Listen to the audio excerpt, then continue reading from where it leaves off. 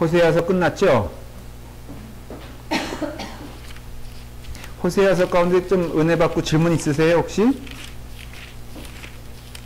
감사해요. 자, 우리 요엘서를 딱 피고, 요엘서는 몇 장까지 있죠? 자, 숙제검사해야 될, 분위기 보니까 숙제검사해야 될 것 같습니다. 요엘서 읽어오신 분, 요엘서 숙제였죠? 읽어오라 그랬죠? 분명히. 그런 말 안 했어요? 그럼 이제 무슨 말 했어요? 아닌데, 내가 숙제를 안 내줄 리가 없는데. 그러면 양심이지 오면서 그 요엘서 한 번 안 읽고. 예? 호세아서 다 끝내지 않았나? 끝났잖아요. 제가, 그러니까 요거는, 이거 카메라가 돌아가는데, 그래도 딱 한 1분만 얘기해 볼게요. 제가 의외로 놀라는 게 말이에요. 성경 공부 안 하는 사람 굉장히 많더라고요. 무슨 소리냐면은, 교회를 꽤 오래 다녔는데, 이렇게 어떤 성경을 접해보는 시간들이 거의 없는 사람들이 굉장히 많아요. 제가 그걸 가끔 이렇게 볼 때마다, 학교 가면은 당연히 해야 될 일이 있고, 신자라면 이렇게 하는 과정이 있잖아요. 그리고 우리는 늘 이렇게 성장을 바라잖아요. 그쵸? 솔직히 성장 원하시죠? 아니, 뭐 당연한 얘기잖아요. 그렇죠? 성장에도 때가 있는 거 아세요? 그 신체적인 성장은 어느 때 가장 절정기죠? 그쵸? 그때 잘못 먹거나 뭐 하면은, 딱 그 수준이라고요, 지금. 여기다 있잖아요. 뭐 누구라고 말하지 않더라도. 그때 끝이라고요. 믿음도 사실은 그런 것 같아요. 그런데 성장하는데 여러분 믿음 성장을 원하잖아요. 하나님을 더 알기도 원하고. 근데 한번 객관적으로 질문하고 답을 해보세요. 믿음 성장하는데 무엇이 믿음을 성장하게 할까? 자, 우리 교회 안으로 들어왔어. 뭐 믿음의 공동체로 들어왔어. 믿음 생활을 해. 그쵸? 자, 무엇이 여러분들을, 그리고 우리가 마음 가운데는 굳건한 믿음 갖게 해달라고 간절히 소원한다고. 좀 이렇게 뭐 흔들리지 않는 이렇게 믿음 보면 좀 부럽지 않아요? 그래서 믿음이 깊어지면요, 목사님을 그렇게 부러워하는 사람들이 생겨. 남자들도 그 뻑하면 목사님 되겠대. 우리 아들이 지금 그 직장이란 걸 구해가지고 한 지금 2개월 됐거든요. 근데 저한테 그러더라고요. 데디, 내가 목사의 길을 가야 되는 거에 대한 더 확신을 내가 체험해. 그래서 그게 무슨 소리냐 그랬더니, 이러한 일을 일생 동안 할 생각하니까는 너무 답답하다는 거예요. 이게 뭐냐는 거예요. 가서 컴퓨터 앞에서 막 이렇게 하고, 때 되면 점심 먹고. 야, 그것도 소중한 일이야. 너 그 일이 있어야지 다 목사 되는 게 아니고, 내가 보기엔 나는 목사보다는 좀 이렇게, 그래도요, 아니라는 거예요. 자기가 점점 느끼는 게, 그러니까는 그런 영적인 어떤 갈급함이 있죠. 사람들에게. 그러니까 여러분들도 그게 있을 때, 그 갈급함을 채워주려면 성장해야 되거든. 자, 뭘로 성장하겠어요? 너무 상식적인 얘기 하려는 거니까 빨리 대답하고 끝나십시다. 말씀 공부 아니면요, 안 돼요. 정말 그렇습니다. 여러분, 신앙의 기쁨이 사라진다? 그 이유는요, 딱 하나예요. 말씀이 없기 때문에. 좀 확신할 수 있어요. 뭐, 대인관계가 문제가 되는 것도 아니고요. 그거는 이길 수 있어. 제가 경험한 바로는 그게 힘든 게, 아주 정직하고 궁극적으로 말하면은 그게 힘들다고 해서 우리는 자꾸만 아우성 치는데, 솔직히 말하면 그게 힘든 게 아니에요. 하나님과의 관계가 단절됐으니까 그게 힘들어지는 거예요. 풍랑은 없을 수가 없잖아요. 교회 안에서도 대인관계의 어려움, 그거 참 쉽지 않습니다. 그런데 그것에 있어서 우리가 하나 깨달아야 할 것은, 하나님에 대한 마음이 뜨거워지려면 하나님 말씀으로 가야 돼요. 그래서 말씀 가운데 가라는 뜻이고요. 여러분들이 그런 의미에서는 좀 그런 큰 은혜가 있길 바라요. 자, 요엘서. 안 읽어왔다니까. 요엘서는 4장으로 되어 있잖아요. 읽어왔네. 근데 안 읽어왔다고 자꾸만 겸손을 그렇게 하는 거예요. 자, 요엘서에서 가장 유명한 장은 몇 장일까? 오케이, 역시. 예, 그래도 이게 주일학교 우리 간사 선생님이 다르잖아요, 뭔가. 자, 요엘서 2장이 왜 유명한가? 그건 또 이유가 있죠. 조금 신앙의 상식이 있으면 대답할 수 있을 거예요. 예? 혹시 대답할 수 있으면 좋고, 뭐 못해도 괜찮아요. 영을? 예. 이것은, 우리 김현주, 우리 성도님, 봐도 된다는 거예요. 너무너무 기특하네. 저걸 또 가져와서, 저거 아주 좋은 거예요. 되게 좋아요. 예. 이거 보여줘봐요. 학습 지진아들을 위해서, 이거. 만화 성경기가 굉장히 좋은 책이에요. 만화라고 해서 우습게 여길 게 아니에요. 진짜. 근데, 이준일 집사님 얼굴이 좀 밝아지지 않는데, 친구는 주고 자기는 안 줬다면 그런 것 같아. 아니야, 이거 애들한테도 좋고요. 이거 굉장히 도움이 돼요. 제가 레코멘데이션 합니다. Anyway. 요에서 2장이 왜 유명하냐면, 사도행전 2장에 베드로가 설교할 때 인용한 구절이 요에서 2장이에요. 그래서 여러분들은, 이 말씀 많이 들었다. 근데 그것이 왜 그런 느낌이 드냐면은, 그러니까 베드로가 사도행전 2장 보면은, 조금 땡겨볼까요? 사도행전 2장에 보면은,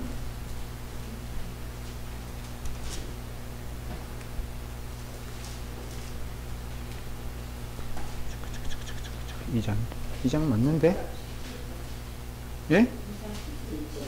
2장. 오케이, 여기 있죠. 16교, 이는 곧 선지자 요엘을 통하여 말씀하신 거지. 그 얘기예요. 일러스되 하나님 말씀하기 말세에 내가 내 영을 모든 육체에 부어주리니 너희의 자녀들은 예언할 것이요 너희의 젊은이들은 환상을 보고 너희의 늙은이들은 꿈을 꾸리라 그랬잖아요. 이게 똑같이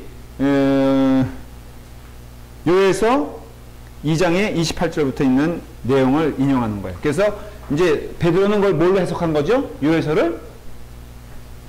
너무나 당연한 얘기죠. 지금 이 얘기는 무슨 얘기예요? 성령의 인재를 얘기하는 거거든요. 그러니까는 하나님의 영은 성령인데 그게 이미 요에서 2장에 예언되어 있다. 그래서 여러분들은 사실은 요에서보다는 사도행전 2장을 통해서 이 요에서의 말씀이 더 익숙할 것이다 라는 것을, 이건 상식이에요. 이건 뭐 전반적인 요에서 내용을 지금 제가 말씀드리는 게 아니라 그렇기 때문에 요에서가 유명하다, 요에서가 친숙하다 라는 것을 먼저 기억하시기를 바랍니다. 이 요엘은요, 이름 자체가 이름풀이를 하면은 여호와는 하나님이시다 그런 뜻이에요. 이 엘은 뭐예요? 하나님. 요는 여호와 할 때 그 약자거든요. 그래서 여호와는 하나님이시다. 이름 자체가 주는 뜻이 있죠. 여호와는 하나님이시다. 이 뜻은 뭘까요? 무슨 의미일까요? 이 하나님이란 말은요, 여러분들이 하나님이란 말을 쓸 때에는 나의 절대자 그런 뜻이에요. 그러니까 창조주 하나님 이렇게 표현하잖아요. 그래서 하나님 그럴 때는 어떤 개념이냐면은 나의 지배자, 나의 모든 것. 하나님은 수식어가 좀 붙죠. 대표적인 게 뭐예요? 사랑의 하나님. 또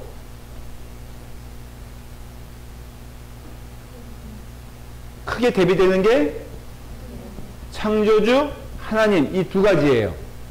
근데 이 주는 미닝이 있어요. 창조주 하나님일 때는요, 우리는 그 창조주 앞에 쓸 때는 어떤 자가 돼요? 피조물이 돼요.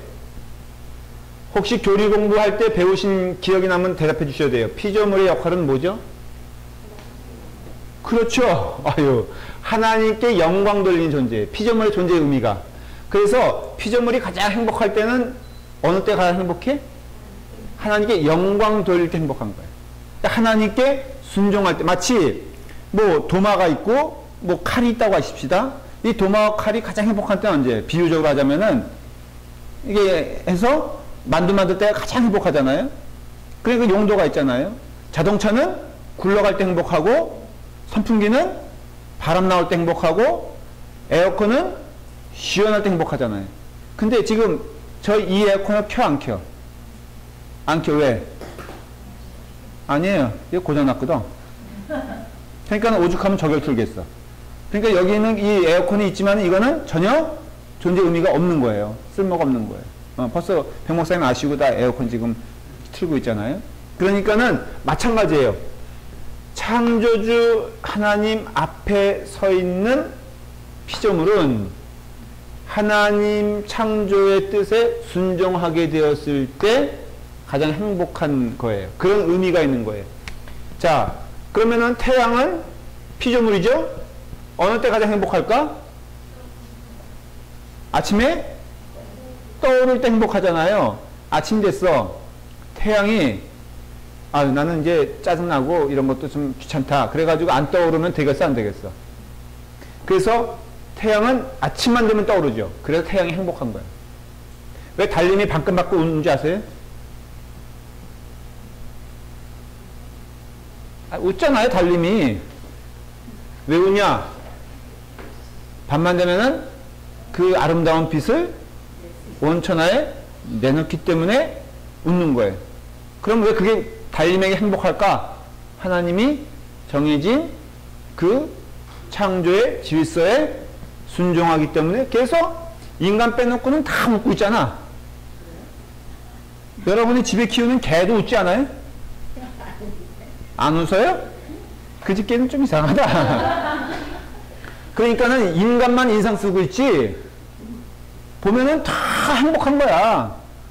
고사리는 고사리대로 행복하고, 그 다음에 물고기는 물고기대로 행복하고, 사자는 사자대로, 뭐, 얼굴 행복이 써 있잖아. 왜냐? 창조의 질서에. 그래서 지금 요엘서는요, 이걸 강조하는 거예요. 창조주, 이거 사랑의 하나님은 뭐 또 얘기할 시간 있겠으면, 사랑의 하나님 앞에 인간은 누구예요? 자녀예요, 자녀. 용서받는 자녀죠, 이건. 그래서 이게 다 분리할 수 없는 거지만, 사랑의 하나님의 창조주 하나님과 다른 것은 아니지만, 창조주 하나님 앞에 서 있는 인간의 모습은 피조물이고, 피조물은 하나님 앞에 절대적인 복종을 하게 되었을 때 참 행복이 있다. 그럼 너무나 분명한 메시지가 되죠. 우리의 행복은 어떻게 옵니까? 사람들의 생각하는 행복은 내게 지금 없는 것이 있으면은 행복하겠다. 그게 보통 사람들이 생각하는 행복의 기준이에요. 맞죠? 여러분들 세상적인 행복을 생각해 보면은, 저거 내가 가졌으면 좋겠다. 저게 지금 없기 때문에 내가 불행하다. 이런 생각을 갖잖아요. 그런데 성경에서의 참된 행복은, 피조물의 역할은 뭐라고요? 절대 순종, 그 다음에 그 질서에 합일된 삶을 사는 거예요. 그러니까는 이게 진짜거든요? 소유하는 게 진짜가 아니라. 그럼 여러분들의 인생의 참된 행복은 어디서 오느냐 하면은, 하나님께 절대적으로 순종하는 삶을 살게 되었을 때 여러분은 기뻐요. 구체적으로 이게 뭐냐? 성령의 순종이에요. 그러니까 지금으로 말하면은, 여러분들이 하나님께서 말씀하시고 영적으로 하나님의 말씀을 배우면요, 또 하나님의 은혜 가운데 가면은 성령님이 반드시 여러분들에게 말씀해 주시기 시작해요. 그래서 그 말씀에 순종하면은 내 육신의 감정에 관계없이 거기에 순종하면은 참 기쁨이 있어요. 갈등이 있잖아요. 내가 주님의 일을 한다고 하는데 어떤 때는 막 사람들이 나의 이게 뭐죠? 그 화를 돋구고 속상하게 만들 때, 그때 우리는 갈등이라는 거 하잖아요. 어떻게 갈등해요? 하나님 뜻은 먼저 무엇일까? 근데 그걸 알게 됐어. 그러면 하나님의 뜻에 순종하는 것이 좋을까?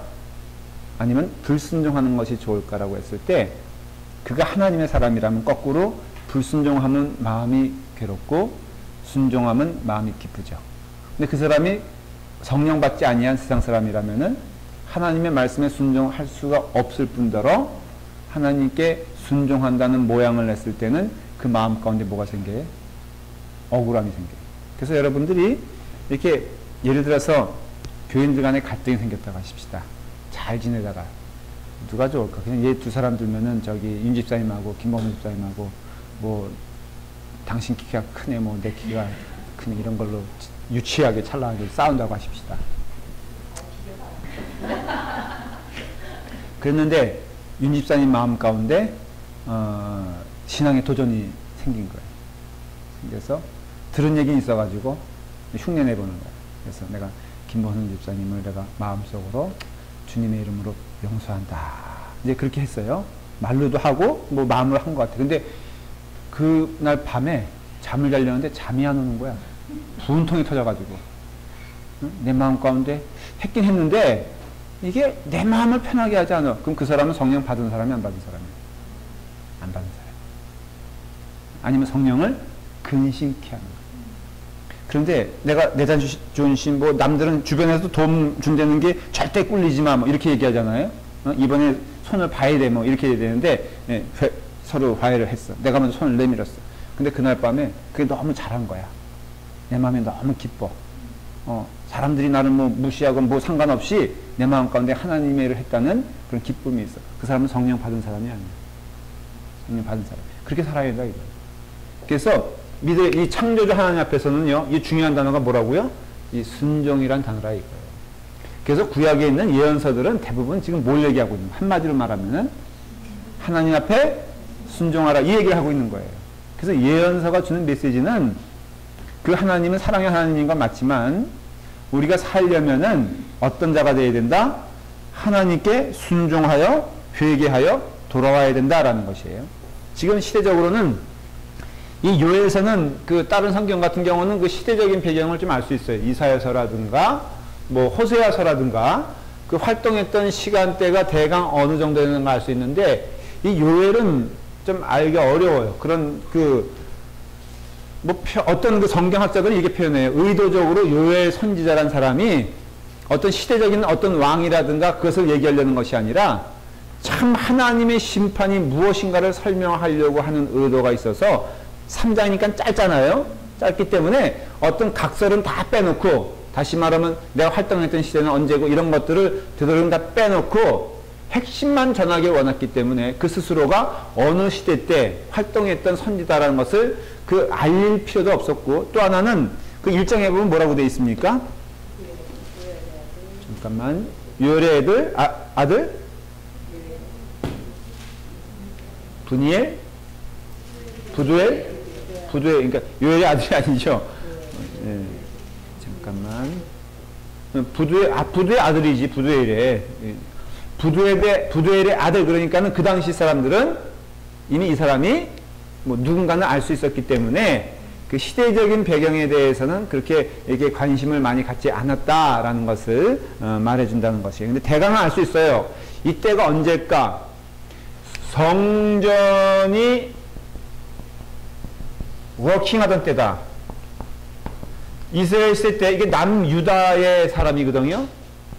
남유다의 그 시간적으로 시대적으로 그때 즈음에서 개스를 해보면은 그 성전이 활발하게 활동되었던 시기가 많지 않습니다. 많지 않은데 요 시대 때는 언제냐면은 바로 누굴까 생각을 해보면은 여러분들 그 왕 가운데 말이에요.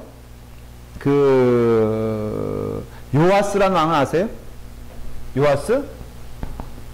요아스가 누구냐면은 그 북쪽에는 아합 왕이 있고요. 그 안에 누가 있죠? 이세벨이 있어요. 근데 이세벨이 굉장히 무서운 여자잖아요. 바알신을 들여온 사람이 이세벨인데 그 이세벨이 북이스라엘을 완전히 망가뜨려 놓을 뿐 아니라 남유다에 대한 흑심이 있었어요. 간교한. 그래서 누구를 내려보내냐면은 그의 딸 아달랴를 내려보내요. 그래서 임금 그때 이렇게 남북한도 어떤 때는 좋은 때가 있고 뭐 나쁜 때가 있잖아요. 그러니까 좋은 때는 어떻게 한 거야? 정략 결혼을 시킨 거예요. 그때 그 아합 때 그때 분위기가 좋았어요. 그래서 그 이세벨이 자기 딸 아달랴를 왜 보냈을까? 남유다도 바알신에게 숭배하게끔 하기 위해서 이 이세벨이라는 여자는 바알신의 제사장의 딸이거든요. 그러니까 완전히 지금을 하면 무당의 딸이라고요. 그렇기 때문에 아주 목적이 있는 사람이에요. 그 사람은.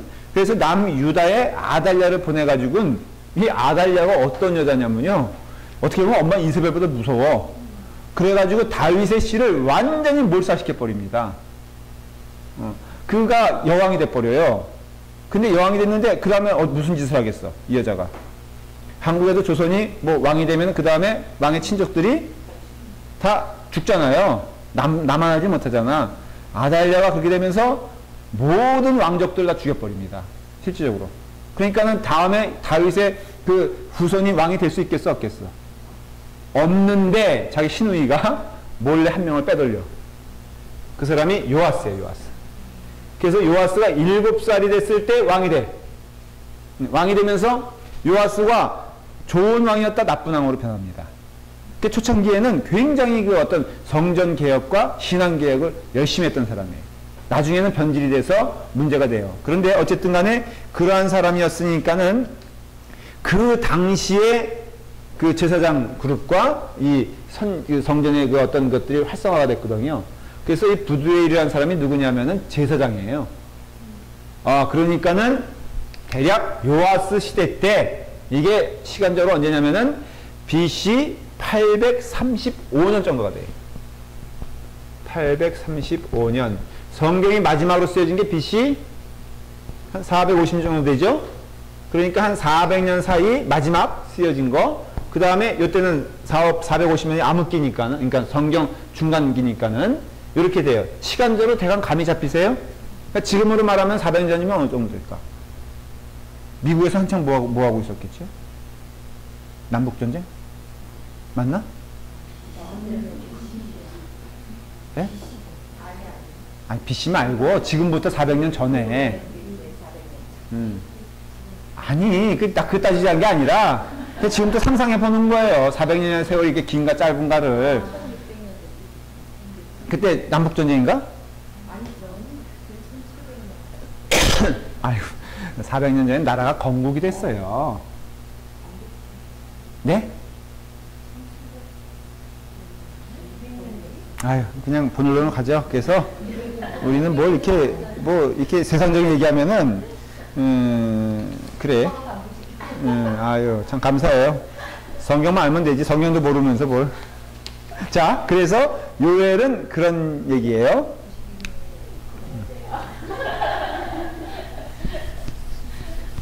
그런데 이제 요엘서는 조금 알겠죠? 감을 잡았죠? 시대는 남유다, 그 다음에 요아스 왕 때 한창 그 성전이 다시 한번 그 힘을 얻으면서 역사할 때, 그러나 세상적으로는 굉장히 타락한 때. 그러니까 요엘이 하고 싶은 얘기가 무엇이냐? 하나님께 돌아오라 이건데, 요엘은 조금 다른 그 예언서와 좀 다른 메시지가 있어요. 그건 뭐냐면은, 뭘 한참 강조하냐면은, 하나님의 권능과 어떻게 보면 무서움, 심판,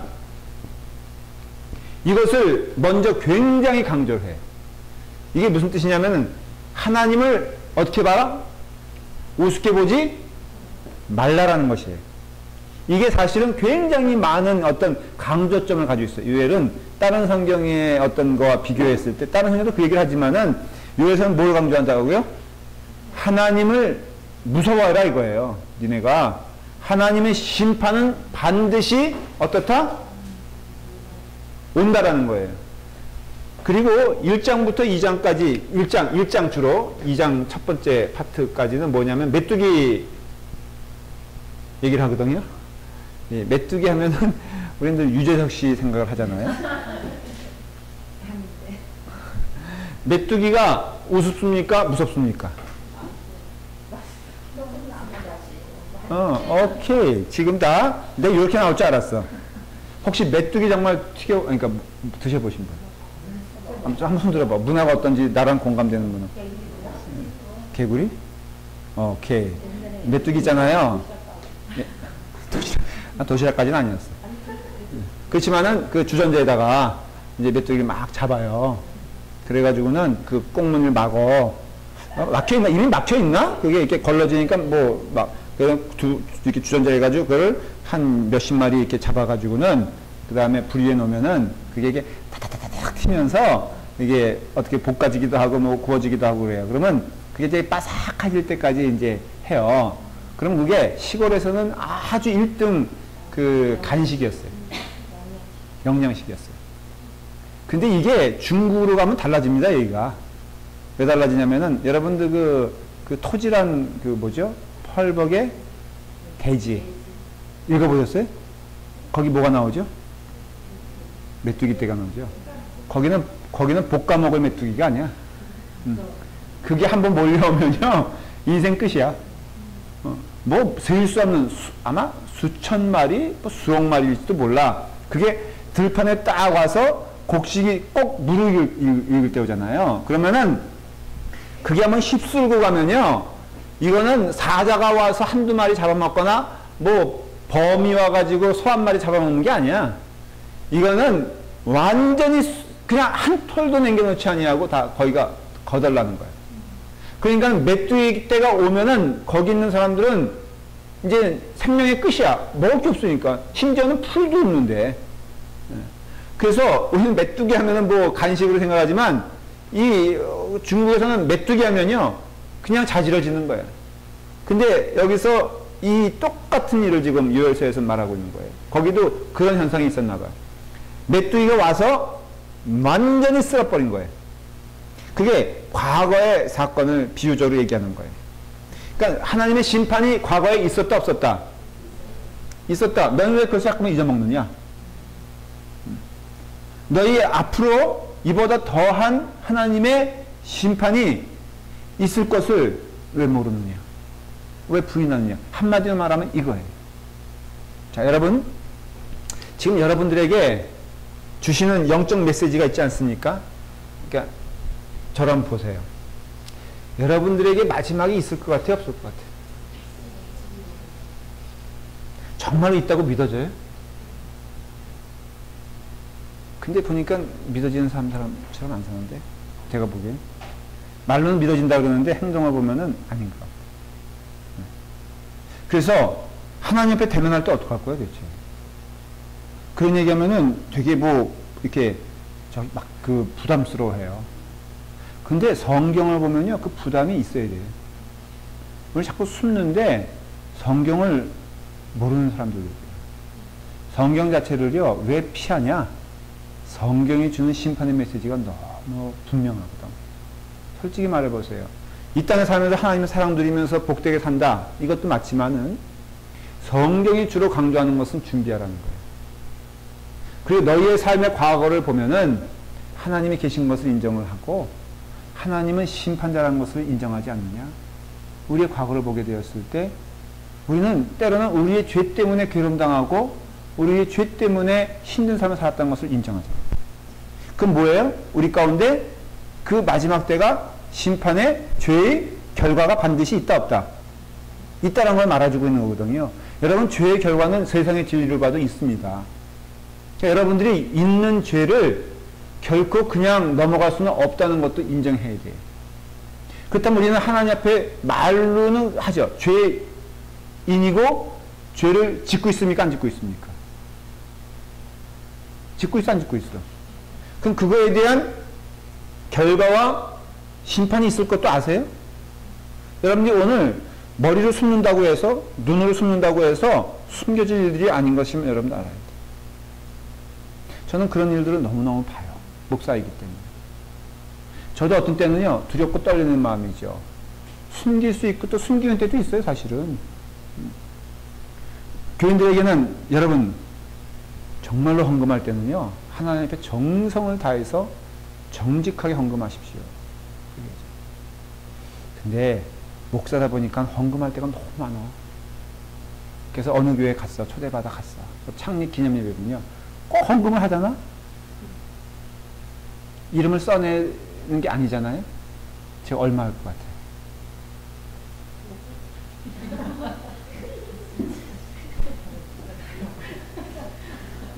그러면요, 하나님 앞에 속이는 것처럼 될 때가 있잖아요. 그런 도전이 있잖아요. 그러면은,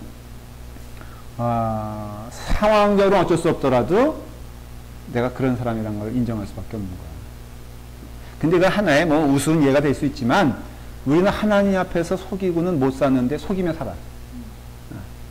헌금 날 때도 주저하지 말고 목사가 맨날 가르쳐도 저도 어떤 때는요, 감사헌금을 낼 때 제가 도전되는 게 얼마가 적정한 감사헌금이어서 잘 모르겠다는 거예요. 내 생일 때 내 헌금 내 안 내? 못 받죠, 여러분들? 내거든? 그래서 자신이 없을 때 꼭 집사람한테 물어봐. 이게 참 문제가 되는 거예요. 아주 자진하는 마음이 기쁘면 물어보지도 않는데, 그러면은 은근히 남을 빗대어서, 그러면 내가 예상한 것보다 많이 얘기를 하잖아요? 그럼 왠지 손해보는 것 같고, 이런 거 있잖아요. 우리가 사소한 거지만은, 우리는 하나님 앞에 심판받을 존재라는 거에 대해서 하나님은 이렇게 툭툭 증거를 보여줬어요. 그런 것도 증거지, 사실은. 내가 하나님 앞에 지금 속이고 있구나. 이런 존재를 알잖아요. 그러니까 요엘서에서는 특별히 뭐에 대해서 심판은 반드시 있다. 이게 어떻게 보면은 제가 본 관점에서는 요엘서 큰 주제는 그게 아닐 수도 있는데, 제가 본 주제는 뭐냐면은 하나님의 심판은 강렬하며 메뚜기 떼가 돌격해 오는 것 같은 그런 것이구나. 그러니까 나만 할 자가 없구나. 숨을 자가 없구나. 그러한 때 우리는 어떻게 되냐. 이제 그거에 대해서 말을 하죠. 그래서 예언서들의 패턴은요, 딱 두 가지예요. 하나는 하나님의 심판이 있다. 두 번째는 뭐 할 거냐, 우리가 그러면. 회개한다. 이거, 사실은 예언서라는 그 예언서의 어떤 그 메시지 자체가, 심판과 회개예요. 그럼 산다는 거예요. 그럼 뭐, 저기 호세아서에는 주께 돌아와라. 뭐 이 얘기고요. 돌아오기 위해서 힘써 너희가 새벽에 뭐 해야 된다?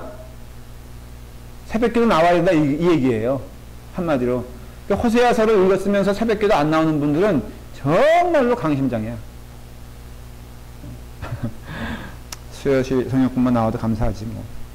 그래서 메뚜기 재앙이 있고요. 그 다음에 2장부터는 여기 1장이고요. 2장부터는 임박할 주의 날과 궁극적인 주의 날. 다시 말하면 1장은 과거적인 사건을 회상하고요. 2장부터는 뭐예요? 미래에 임할 심판과 회복에 대해서 말하고 있어요. 그렇기 때문에 그렇게 따지면은 주제는 명확하죠. 그래서 이제부터 요엘서를 오늘 다 끝내지 못할 것 같지만은 요엘서에서는 제가 구원은 무엇에서 구원을 받는가?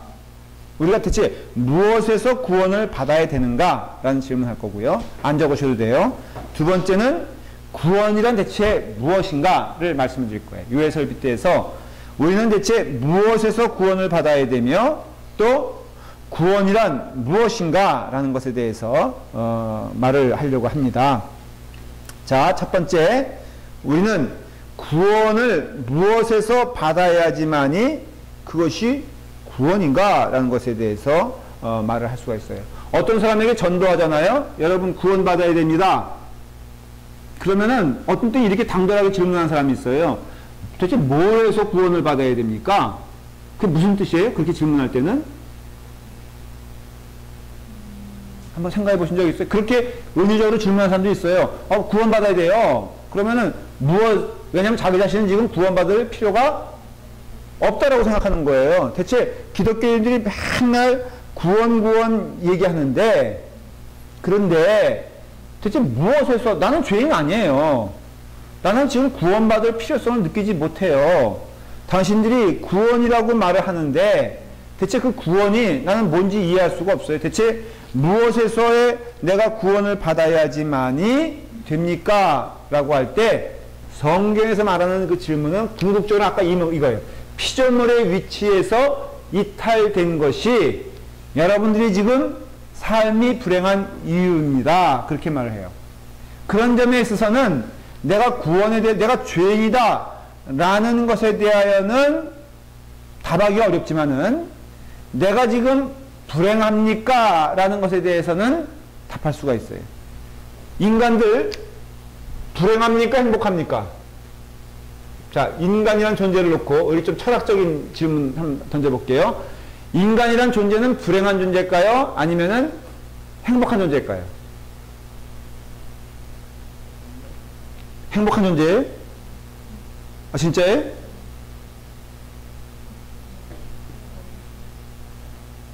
여기 행복하다고 그랬고. 인간이 행복해? 행복하다면은 피조물을 만들었기 때문에 저는 불행하다고 나올 줄 알았어요. 왜냐하면 그래야지 제가 대사가 계속 이어지거든요. 만일에 행복하다면은 또 이걸 가장 최상의 적이라면은 천국으로 하나님이 인도하실까? 이런 생각도 할 수 있죠. 왜냐하면 가장 이것이 좋은 것이라면은, 또 좋은 상태라면은 그건 아닐 거라고요. 그래서 인간은 궁극적으로는요, 잠시 행복은 있어요. 이거 아마 행복이라고 이해할 수도 있어요. 그러나 궁극적인 행복은 없어요. 이건 성경에서 뭐라고 말하냐면, 이 피조물의 위치에서 이탈한 상태에서는 결코 인간은 행복할 수 없다라고 말을 해요. 그러니까 요에서에서 말하는 무엇에서 구원을 받아야 하냐라고 말한다면은, 피조물로서의 위치에서 이탈된 삶이기 때문에 당신은 구원을 받아야 한다는 거예요. 좀 어려운 얘기일 수도 있죠. 그러니까 하나님이 명하신 그 위치에 없는 거예요. 사실은 남유다가 생각해보면요, 우리 기준으로 말하면은 그렇게 하나님의 노여움과 심판을 받을 사실 이유가 없어요. 지금 우리의 삶보다도 어떻게 보면 남유다 사람들의 삶이 더 종교적일 수도 있고요, 더 하나님의 이름을 많이 부를 수도 있는데도 왜 이와 같이 신랄한 비판을 받느냐라고 한다면은, 그 궁극적인 의미에 있어서 하나님의 존재의 위치를 우리가 인정하지 않는 이상은 우리는 어때요? 우리는 불행할 수밖에 없다는 것을 얘기해 주는 거예요. 자, 그런 걸 조금씩 얘기할게요. 위에서 1장, 2장은요, 남유다, 남왕국 유다에 대해서 말을 하고 있는데, 이제 1, 2장은 좀 제쳐놓고요. 3장을 먼저 볼게요. 자, 한번 읽어볼까요? 시작. 보라. 다 같이, 잠깐, 같이. 우리, 시작. 보라. 그날 곧 내가 유다와 예루살렘 가운데에서 사로잡힌 자를 돌아오게 할 그때에 내가 만국을 모아 데리고 여호사밧 골짜기에 내려가서 내 백성 곧 내 기업인 이스라엘을 위하여 거기서 그들을 심문하리니, 이는 그들이 이스라엘 나라를 가운데에서 흩어버리고 나의 땅을 나누었습니다. 자, 보면은 여기 좀 이상한 얘기를 해요. 무슨 소리냐면은, 내 백성 이스라엘을 핍박한 자들에서 말하는 거거든요. 3장은 무슨 얘기냐면은, 이게 아주 구체적으로는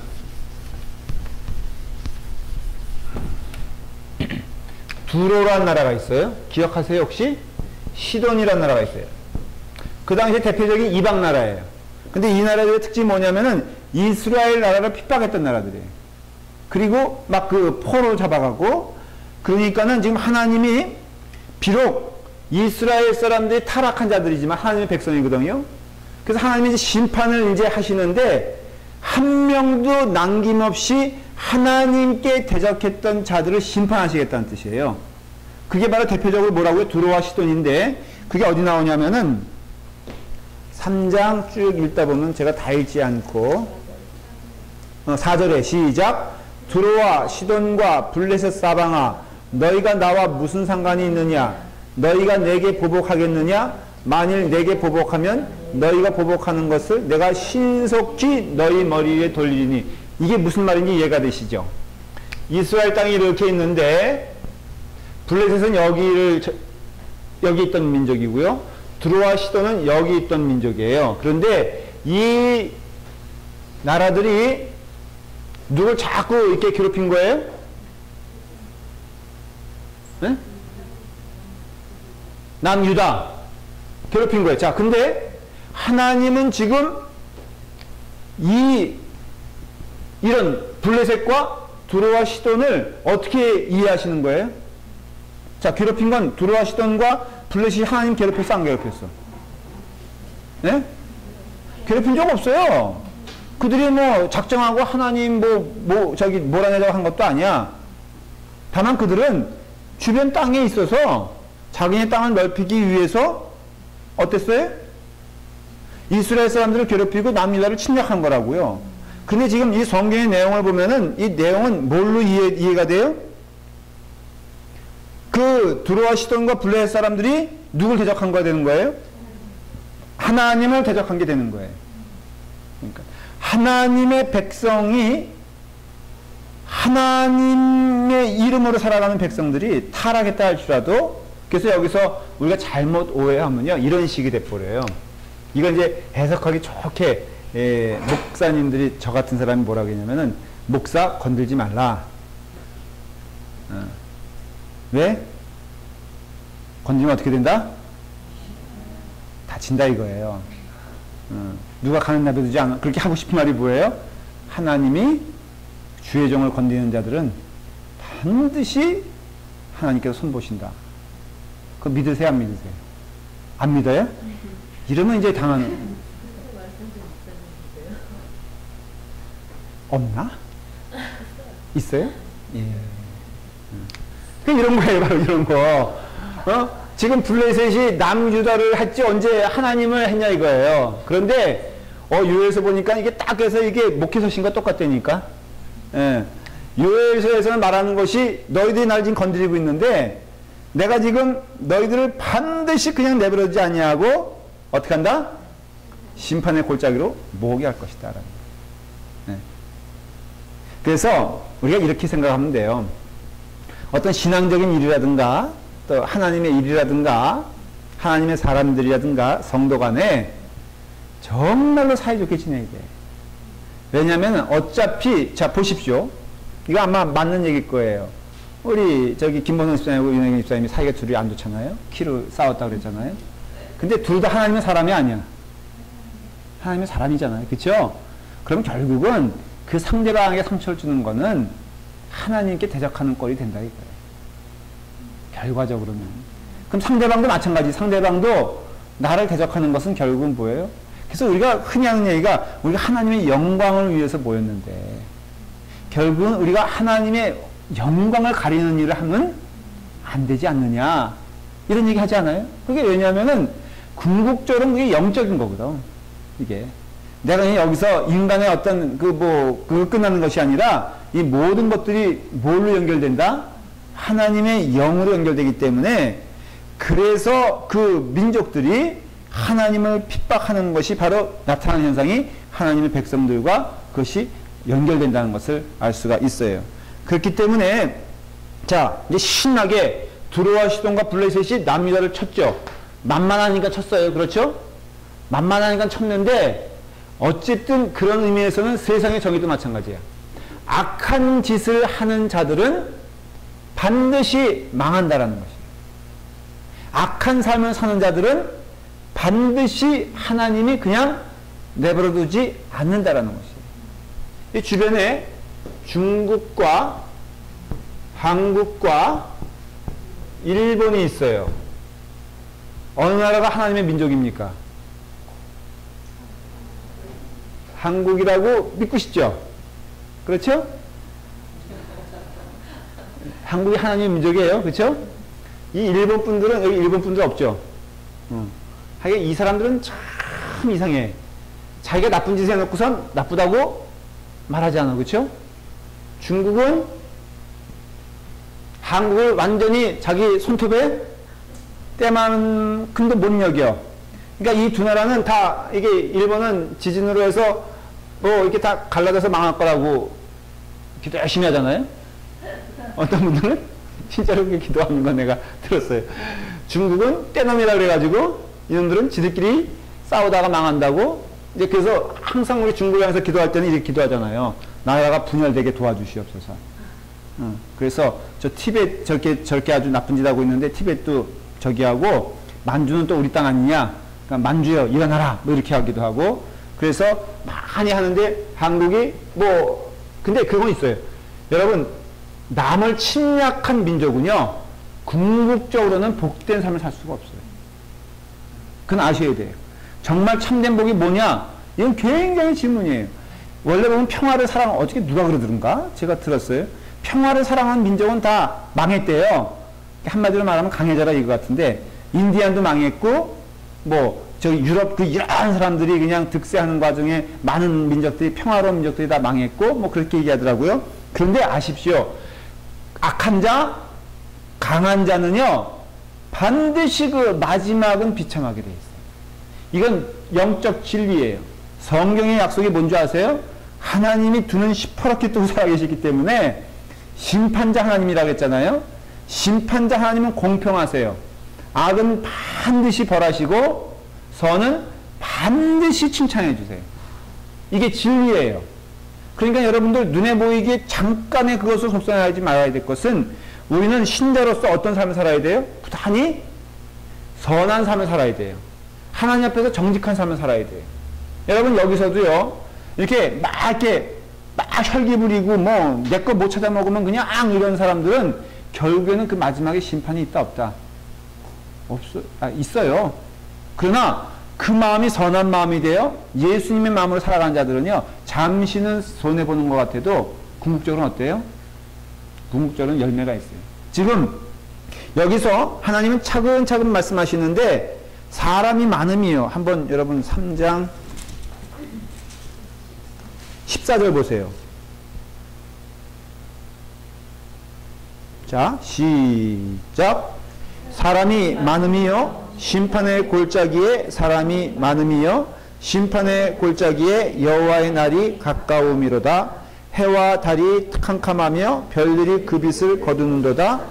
여호와께서 시온에서 부르짖고 예루살렘에서 목소리를 내시니 하늘과 땅이 진동하리로다. 그러나 여호와께서 그의 백성의 피난처 이스라엘 자손의 산성이 되시리로다. 그런즉 너희가 나는 내 성산 시온에 사는 너희 하나님 여호와인 줄 알 것이라. 예루살렘이 거룩하니 다시는 이방 사람이 그 가운데로 통행하지 못하리로다 그랬잖아요. 여러분 이것은요 남유다가 당하는 고통과 이방 사람들이 당하는 고통의 다름을 알 수 있어요. 남유다 사람들이 당하는 고통은 부모가 자식에게 주는 징계와 마찬가지예요. 여러분 그 궁극적인 의미는 사랑입니까? 아니면 미움입니까? 사랑이잖아요. 그러니까는 이 남유다 사람들이 당하는 그런 어떤 우리도 예수님 믿기 때문에 하나님으로부터 때로는 징계를 받죠. 맞아요? 틀려요? 여러분 예수님 믿는 것 때문에 우리가 때로는 좀 아픔을 경험해요. 교회 안에서 선한 일을 하려고 할 때 우리 마음 가운데 때로는 고통과 시련과 어떤 도전이 생기잖아요. 여러분 예수님 믿는데 믿음 제일 잘 지키는 길은 산속에 가는 길이라고 하잖아요. 그렇죠? 아니에요? 이제 아닌 거 알죠? 그래서 저는 수도원 운동을 별로 이렇게 권면하지 않아. 여러분 문제 있으면요 그걸 정면으로 내가 부딪혀야지 피한다고 되는 게 아니거든요. 그러니까 믿음 생활은 뭐 어떤 분들은 그래요. 아우 나는 목사님 정말로 상처를 많이 받았어요. 이제 이것도 안 하고 저것도 안 하고 이것도 안 할래. 이런 사람 있잖아요. 이게 믿음 좋은 사람이 아니에요. 상처 받았으면 어떻게 저한테 와서 얘기를 해야 돼? 상처 받으니까 너무너무 좋아요. 정말로 하나님의 살아계심을 뼈저리게 느낄 수가 있네요. 목사님 상처 받으니까 기도하게 되고요. 제가 언제 솔직히 새벽기도 하는 거 봤어요? 그런데 화딱지나고 화가 나고 속상하니까 와서 기도하잖아요. 목사님 이 기도하는 게 얼마나 복된 일인지 몰라요. 내년에도 상처받을 수 있게 목사님 조금 더 힘든 일을 시켜주세요. 이런 교회는 내가 받냐 못 받냐 이거예요. 맨 조금만 상처받으면은 반창고 떼어달라고 와가지고선 협박에 뭐야 와가지고 그래요. 툭 하면 안 하겠대. 정말로 사람만 있으면 그 사람 안 써. 그나마 없으니까 내가 쓰는 거지. 정말로 제대로 된 사람 한 사람만 있으면요. 정말로 심정을 알겠죠? 유지 집사님 너무 유세하지 말어. 내가 지금 좋아서 쓰는 게 아니라 없어서 이정주 집사님하고 권혜리 집사님이 조금만 크면은 이제는 국물도 없어요. 그러니까는 이 하나님이 우리가 이게 선한 일을 은혜의 길을 갈 때 우리 가운데 새로는 시련당할 수가 있죠. 근데 그런 차원이 아니라 지금 이 얘기는 뭐냐면은 하나님은 완전히 대적하는 무리들이 있잖아요. 세상으로 말하면은 정말로 말춤? 그거 하지 말라 그러더라고요. 왜 그러냐니까 그 프리메이슨 저기가 있다고. 근데 사실 보면요 그런 게 있어. 전략적인 게 있어. 이 세상 문화가 갖는 정말로 그 집회에도 보면요 거기 이렇게 피라미드의 눈이 있잖아요. 그게 프리메이슨의 상징이거든요. 근데 프리메이슨이라는 것을 봤을 때 그걸 어떻게 이해하면 되냐면요. 세상에는 영적 문화가 있는데 그 문화를 하나님의 것임에도 불구하고 사탄은 그것을 이용한다는 거예요. 사탄은요 이용할 수 있는 것을 다 이용하는 존재가 사탄이라고 이해하시면 돼요. 여러분 너무 사탄을요 우리가 가볍게 여기면 안 돼요. 또 우리가 우습게 여기면 이 할로윈 이것도요 다 이런 문화들이 이게 어떻게 보면은 이렇게 이해하시면 돼요. 엔타이 크리스천 문화입니다. 지금 다 문화 자체가요 어떻게 보면 이게 르네상스 자체가 그런 거예요. 르네상스가 뭐냐면은 왜 우리는 꼭 하나님 앞에 무릎을 꿇는 이게 억압된 상황에 있어야 되느냐? 말은 좀 멋있죠? 그러니 사상의 자유를, 이성의 자유를, 표현의 자유를. 근데 그 표현의 자유라는 것이 사실은 궁극적인 면에 보면은 어떤 반인간적인 그런 쪽으로 가고 있거든요. 그건 왜 그러냐? 그게 하나님 신본주의에서 인본주의를 가고 싶어 하는 거예요. 원래 인본주의였거든. 그 에덴 그 동산 이후의 문화가 인본주의잖아요. 근데 이게 하나님의 신본주의로 또 그 가운데는 또 다시 인본주의로 돌아가려고 하는 트렌드가 있다는 트렌드가. 이게 방향성이 있다는 거예요. 그래서 그 방향성에 의해서 문화가 나오는 거예요. 그리고 문화는 왜 저는 마돈나가 아니 뭐가 하나님께 억하심정이 있어서 툭 하면 맨날 수녀복 입고 와서 춤추고 그런 거 아세요 여러분들? 응? 그 다음에 십자가는 여기다 걸고선 십자가 놀리고 그걸 왜 그러냐면요 가수들도 보면은 그 소위 문화적인 그런 어떤 그런 가수라는 사람들은 반드시 거기는 영적인 거 연결돼 있어요. 종교적인 거 피를 막 뿌리잖아요. 이게 사탄 문화거든요. 그 다음에 의도적으로 사탄의 문양을 기뻐하고 왜? 하나님이 미운 거야. 기독교가 미운 거예요. 그러다 보니까는 어떤 그런 문화적인 것들이 굉장히 악마적이고 사행적일 수 있다는 거예요. 예수님 당시, 이 당시에도, 이 당시에도 마찬가지죠. 그 소위 바알 신과 그 아세라 신, 단순히 농사 짓기 위해서 숭배하는 게 아니라 결국 거기에는 게 뭐였냐면 반하나님적인 문화가 있다는 것을 보여주는 거예요. 그리고 그 문화는 반드시 인간을 어디로 끌고 간다? 지옥을 끌고 간다는 것입니다. 근데 지옥은 두 가지예요. 이 땅에서 경험되어지는 지옥과 그 다음에 마지막에 들어가는 지옥이 있어요. 이 땅에서 경험되어지는 지옥은 순수한 인간성의 파괴와 그리고 실제적으로 모든 인간의 영성을 파괴하는 곳으로 가요. 자, 보십시오. 세상 문화는 반드시 술과 연관되어 있잖아요. 이 술이란 게 뭐예요? 우리의 영혼을 파괴시키는 거거든요. 우리의 이성을 파괴시키는 거거든요. 근데 보십시오. 어떤 그 신전에서도 마찬가지예요. 옛날에서도. 이렇게 완전히 무아지경으로 빠지게 하죠. 세상의 종교가 참 이상하지 않아요? 힌두교도 그렇고요. 그 다음에 마야 문명에도 그렇고, 그 다음에 뭐 그리스 문화도 그렇고, 모든 아프리카도 마찬가지예요. 모든 것에 있어서는 이 주술적인 것과 함께 마약적인 요소들이 꼭 가미가 돼. 근데 그 마약적인 것이 뭘 의미하냐면 내 영혼을 쉽게 말하면 버리는 거예요. 잊어버리는 거예요. 그리고 어떻게 보면은 하나님이 만들어 놓으신 질서를 아주 극도로 위배하고 그 파괴시킨 것을 즐거워하죠. 그래서 그런 문화가 형성이 되면요, 부부관계가 없어. 부부가 의미가 있어, 없어? 이상하지 않아요? 모든 이상하게 하나님 떠난 사람들의 행태들은요, 이게 공통적인 면을 가지고 있어. 지금이야 뭐 인터넷 시대고 뭐 그러니까는 연결됐다 그래도 옛날에 어쩌면은 그 유럽에 있던 그 그리스 문화나 아니면은 저 마야의 그 잉카에 있는 그 문명이나 아니면 저 아프리카에 있는 문명이나 한결같이 인간의 본성을 훼손시키고 인간의 하나님의 창조 질서를 훼손시키고 하는 일들이 벌어진다. 이게 문화거든요. 이 문화에 대해서 아니면 이런 거에 대해서 하나님은 반드시 어떻게 하신다? 심판하신다라는 것이에요. 그리고 심판의 마지막 형태는 무엇이냐면은 그냥 유리하게 내버려둔다는 거예요. 그러니까 오늘날이 참 마지막 때라고 우리가 인정할 수밖에 없는 것이 지금 세상 문화는요, 너무 무서운 쪽으로 흘러가고 있다는 것을 경계해야 돼요.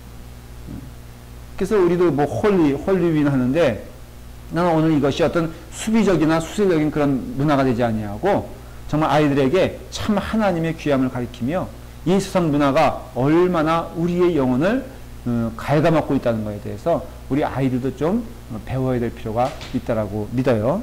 지금 그래서 결국은 심판의 골짜기에 사람이 많다 적다? 많아요. 그런데 거기에는 여호와의 날이 가까움이라고 하면서 해와 달이 캄캄하며 별들이 그 빛을 거두었도다. 이게 여기다 줄을 그으세요. 여러분들. 지금 몇 시 됐죠? 네? 12시에요? 벌써 지났고.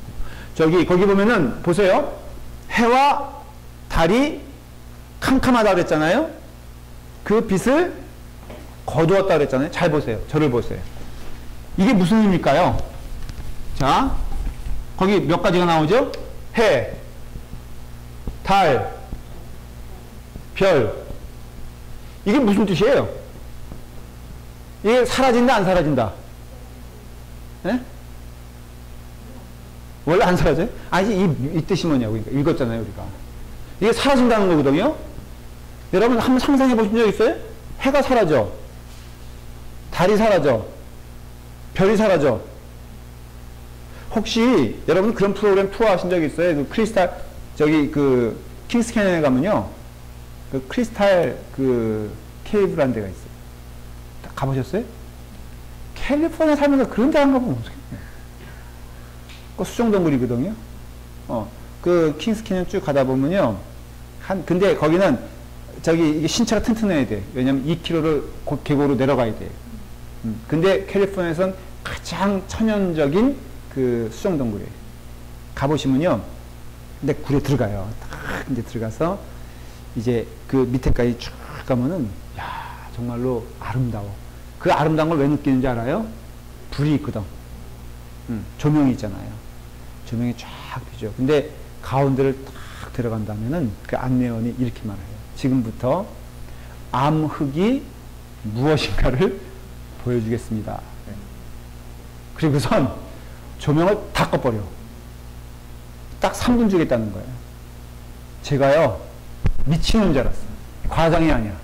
가보셨어요? 해보셨어요? 근데 또 안 해본 척. 그때 제 설명을, 별도 없어. 달도 없어. 해는 더욱도 없어.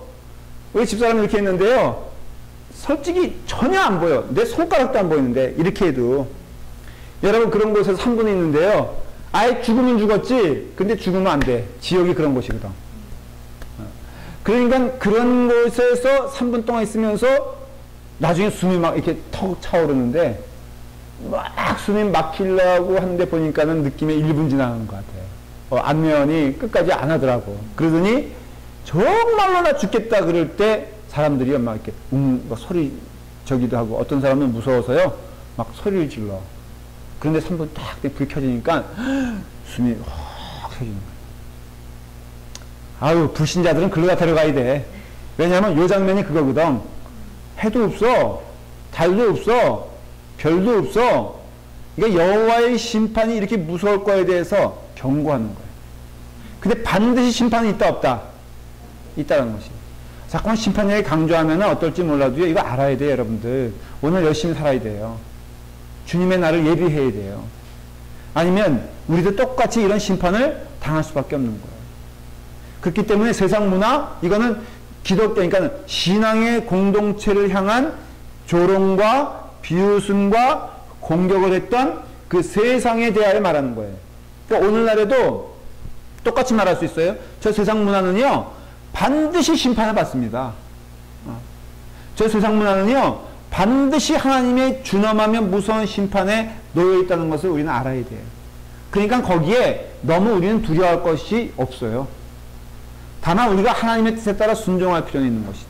지금 요에서는요, 말씀드린 대로 주로 뭐를 많이 강조하고 있다? 하나님의 심판의 준엄함과 무서움에 대하여 말하고 있다는 것을 잊으면 안 돼요. 그리고 심판의 생생한 것을 지금 말해주는 것이에요. 메뚜기 떼를 얘기하고 있죠. 그 다음에 하늘의 해와 달과 별이 사라지는 것을 얘기하고 있죠. 그럼에도 하나님의 백성들은 하나님이 반드시 지켜주신다는 것을 얘기하고 있죠. 그래서 참 행복과 은혜는 오직 어디에? 하나님 안에 거하게 되었을 때 임하게 된다는 것을 요엘서를 통해서 말해주고 있어요. 자, 기도하고 오늘 마치도록 하겠습니다. 아버지 하나님, 주님의 은혜 가운데 우리 유해서를 통하여 하나님의 말씀과 음성을 들려주시니 감사합니다. 아버지 하나님, 하나님 말씀 위에 서 있는 믿음의 종들 될 수 있도록 축복하여 주시옵시고, 하나님께서 말씀하시는 것을 청종하며 귀를 기울이며 순종하며 그 말씀에 무릎 꿇을 수 있도록 인도하여 주시옵소서. 심판주 되시는 하나님께서 오늘 선포하십니다. 이 땅에 있는 모든 만물들은 반드시 하나님의 심판 아래 있다는 것을 깨닫게 하여 주시옵시고, 우리 또한 주의 은혜 가운데 주님 부르시는 그날까지 열심을 다하여서 주님의 뜻에 순종할 수 있도록 인도해 주시옵소서. 예수님의 이름으로 기도드리옵나이다. 아멘.